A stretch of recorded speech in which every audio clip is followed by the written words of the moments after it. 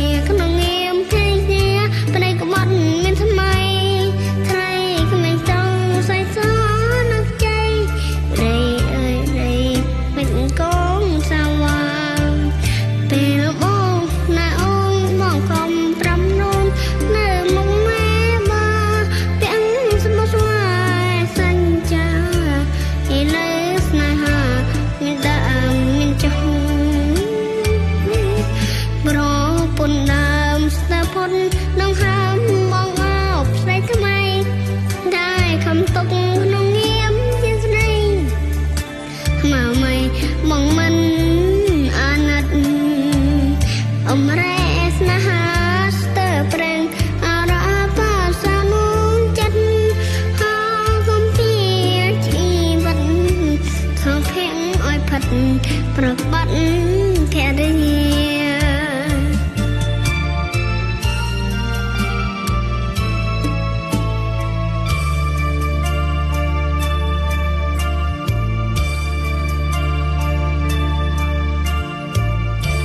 អរគុណច្រើនបងប្អូនអរគ្នាសម្រាប់ការទស្សនាវីដេអូនេះហើយក៏អរគុណទៅដល់អ្នកភ្លេងអរគុណទៅដល់បងប្រុសដែលបានមកថ្ងៃនេះហើយថាវិការយកទៅប្រើប្រាស់ទៅណាបាទអរគុណច្រើន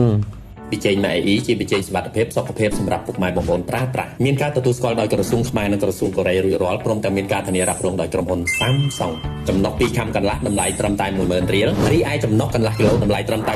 15,000 រៀលតែប៉ុណ្ណោះឥឡូវបងប្អូន